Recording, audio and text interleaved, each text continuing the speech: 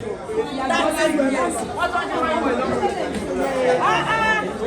only you can give me motivational quotes. I want to follow the advice.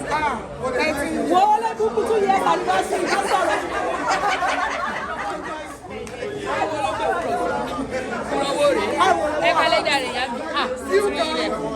My God.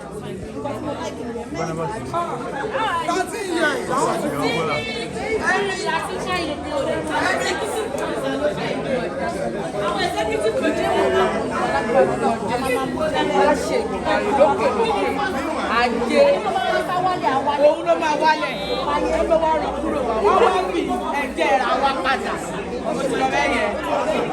One love, pop.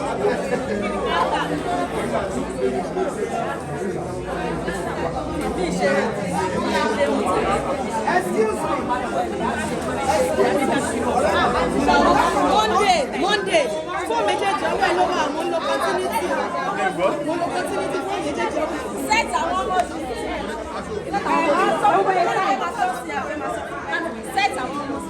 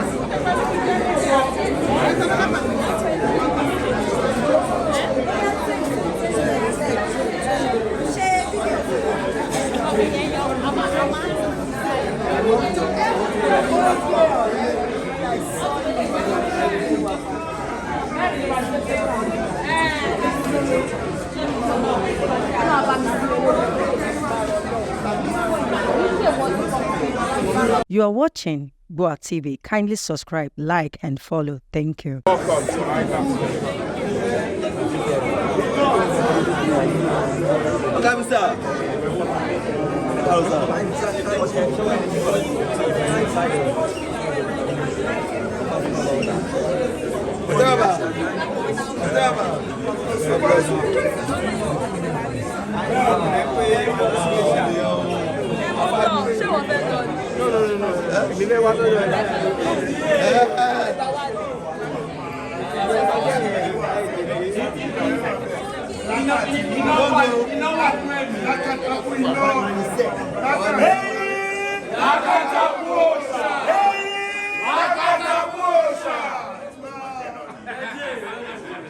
Thank you. Come to 20+ in Hall Cinemas. You will enjoy this fantastic movie. Like you just talking about video, Glory Pro. Yeah, so this movie will be in all the cinemas from June 21st. And you know, what's my channel?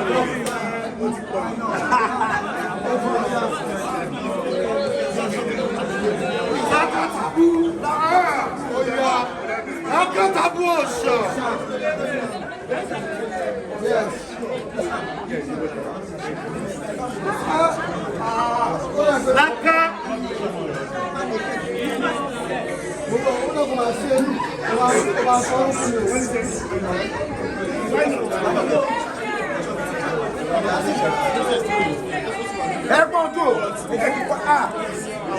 My love.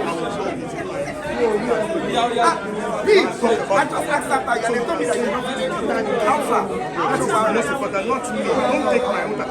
Go to people that have done interviews.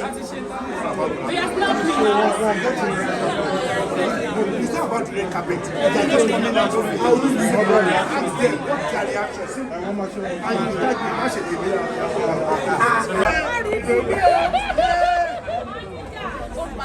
That was a nice one. Nice one.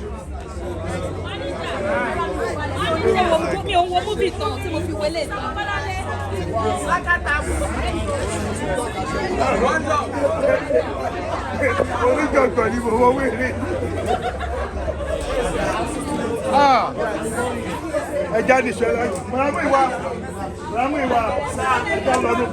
Actually, Lakatabu, I want to explain how to just help us to you need to be present, educating, entertaining, and speak about morals and loyalty. So you guys just please help us. Sing that, baby! Follow me, let's